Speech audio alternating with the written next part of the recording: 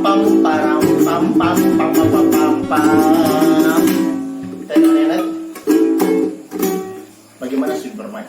Aku yakin bahwasanya setiap orang tua itu berusaha mendidik anaknya dengan cara yang paling baik di pengetahuannya, di pengalamannya pada saat itu.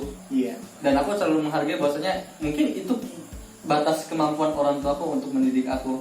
Harus kita sadari bahwasanya kita nggak bisa berekspektasi seperti orang tua yang lain. Oh, orang tuanya milenial banget nih. Iya benar. Sedangkan orang tua kita mungkin kadang-kadang berpikir kolot, tua banget. Ini nggak lagi seharusnya dipakai. Tapi tadi kembali itu katakan bahwasanya kita dan orang tua kita hidup di zaman yang berbeda. Makanya harus kita pahami. Dan tadi aku nggak pernah menyalahkan hal-hal seperti itu, bahwasanya orang tua aku mungkin tidak sesuai dengan apa yang kuinginkan. Tapi aku bilang sampai hari ini, selama itu cara yang terbaik yang bisa dia lakukan, dan aku sadar bahwasanya itu kemampuannya, aku nggak ada masalah. Oke. Kayak ibuku guru, Iya. bapakku dosen, aku sudah pensiun, ibuku tahun ini pensiun, ya kan?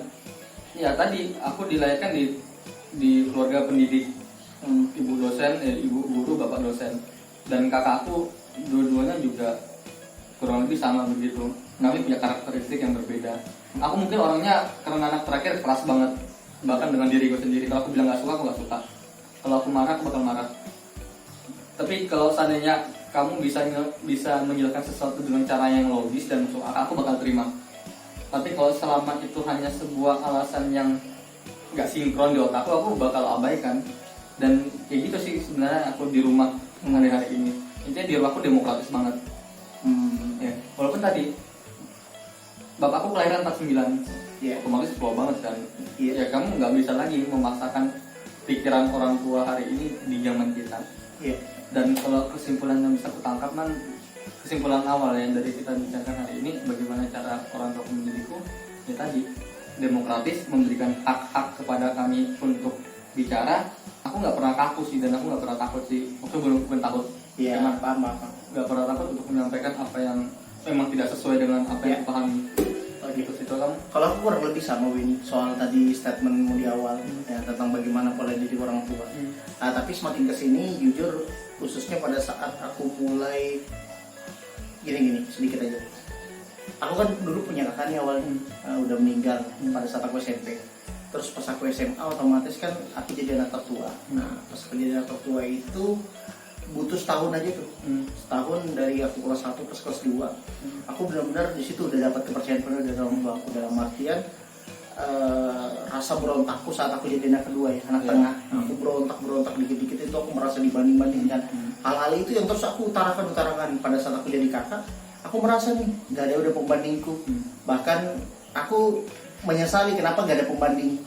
Aku ngerasa aku stagnan di situ aja gitu loh. Tapi dari hal itu mengubah pola pikirku bahwa aku sebagai anak tertua harus mencontohkan yang terbaik ke adikku.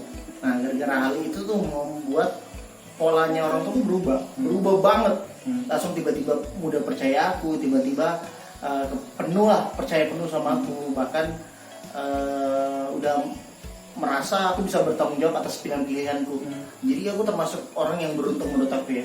Walaupun aku terlahir di keluarga yang sederhana, orang tua aku bukan orang tua yang pendidikannya tinggi kedua-duanya, tapi aku beruntung orang tua aku cukup demokratis ya, mungkin lebih sepakatnya.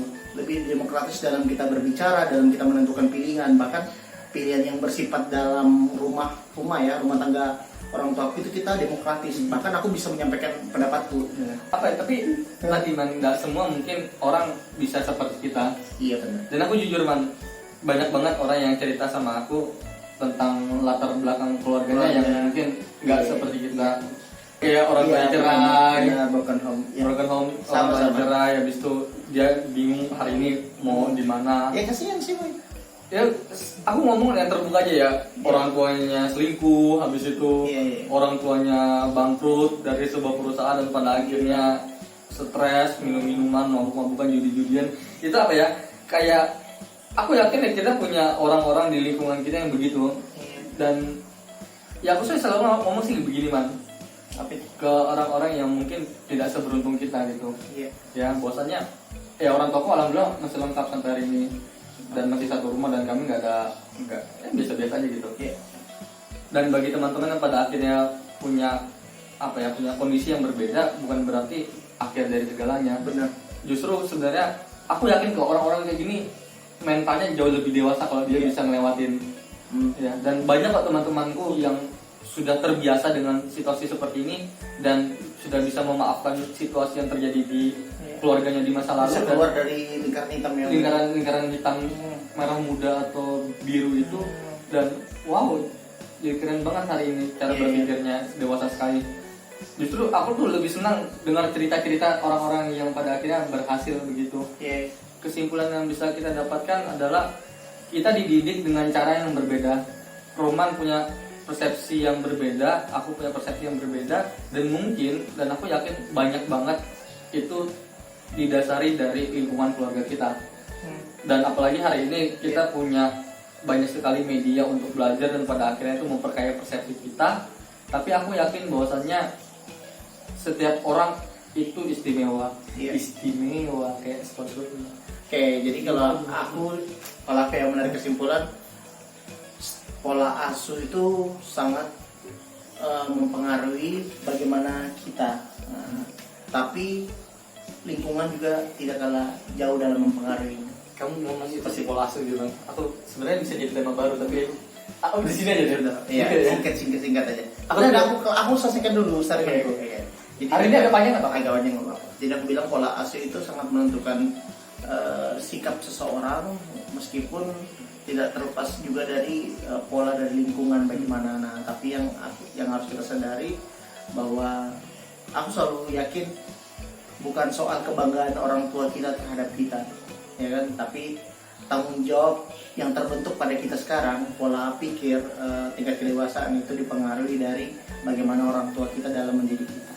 Mungkin ada salah satu juga yang mungkin hari ini kamu nggak bisa curhat sama orang tuamu karena mungkin beberapa orang kayak gitu ya. Karena beberapa orang ada gap tuh antara orang tuanya. Tapi aku satu man, aku punya cita-cita kalau aku jadi bapak suatu saat nanti. Aku masalah dia mau jadi insinyur kah atau profesor kah, mau jadi dewa api kah terserah. Tapi satu sih cita-citaku. Pada saat anakku ada masalah, orang yang pertama kali didatanginya itu orang tuanya. Itu cita-citaku. Puncak tertinggi. Itu cita-citaku tuh. Buat anak-anakku. Kenapa? Karena aku yakin pada saat kita bisa melakukan itu, sudahlah. Kita nggak perlu takut dengan apa yang terjadi dengan anak kita, insya Allah lah. Oke, mungkin aku coba gambarin Kasvin. Aku berani bilang aku orang yang seperti itu. Orang yang anak yang kamu cita-citakan. Nah, kalau pribadi anakku kalau anak kamu cita-citakan. Dan maksudnya gini. Nah, bodotnya ini. Jadi gini, kalau misalkan masalah-masalah aku terhadap pertemanan, ya kan, lingkungan, itu aku ceritanya ke bapakku. Masalah termasuk masalah kerjaan. Tapi kalau udah masalahnya yang berhubungan tentang keluarga, hubungan, itu aku cerita ke mamaku. Jadi aku udah membagi, ada shift nih masing-masing. Aku harus cerita sini, dan aku termasuk orang yang saking terlalu dekatnya terlalu dekat sama orang tuaku. Kadang aku itu tidak terlalu peka, dan artinya aku udah menganggap mereka itu teman gitu loh. Kadang kurang ajar, bahkan teman kita kaget, kamu kok telepon sama orang tuamu kayak nggak ada anunya banget, ada tuh. Iya, kasar betul. Tapi itu karakter gitu loh. Itu karakterku yang mama tuh masih menganggap aku, dan aku pasti anak kecilnya yang sekarang tapi udah makin dewasa dan udah bisa punya tanggung jawab. Jadi kayak gitu. Itu yang buat aku sampai sekarang masih dekat. Nah, apa ya? Mana tadi aku tuh cita-cita banget kalau seandainya anakku ada masalah atau kayaknya kalau dia orang bercita-cita itu. Iya, aku yakin. Tapi apa ya? Misalnya gini, pada saat dia mau coba sesuatu, dia orang yang pertama kali, Pak, apa sih ini rokok Pak? Jadi gitu, minimal apa ya? Aku tahu itu salah di mungkin beberapa persepsi orang, tapi lebih baik dia melakukan itu di depan mataku. Nah, apalagi kita ini bicara misalnya contoh perokok, kita bicara sebagai orang yang bukan perokok kan? Aku nggak gini ya, aku sama Roman nggak ngerokok gitu. Aku alhamdulillah sampai ini nggak pernah minum alkohol. Kalau obat batuk itu disebut alkohol, ya itu obat sudah. Narkoba enggak. Dan kenapa aku nggak melakukan itu ketiganya apa ya namanya? Mahal man. Itu sesuatu hal yang paling logis bisa kutanamkan di kepala aku hari ini. Kenapa aku nggak mau melakukan ketiganya terlalu mahal? Oke, singkat aja. Terus tuh makanya mungkin apabila anakku melakukan sesuatu hal yang tidak patut, apalagi berbahaya menurutku, aku bakal kasih tahu dengan cara aku sendiri. Tapi selama itu masih nggak masalah di normal pada umumnya, ya silakan. Sebenarnya kalau bahas tentang cita-cita kita sebagai bapak itu panjang banget mendadak. Ini juga ya. Ya seru banget kok sebenarnya. Aku pernah kok ngobrol sama beberapa teman, kamu gimana nanti kalau jadi bapak? Terus kita akhiri ya. Iya. Tadi udah kesimpulannya. Iya. Oke teman-teman, terima kasih telah menonton. Semoga bermanfaat buat kami. Oke. Buat kami ya? Iya, kita langsung mau. Kalian gak peduli. Kita peduli kok bagi yang menonton. Iya. Ya. Bagi yang cuma tahu tapi tidak nonton, kurang sih. Langsung kita akhiri. Saya Muhammad Turman. Saya Aswin. Salam keren Merah Fix.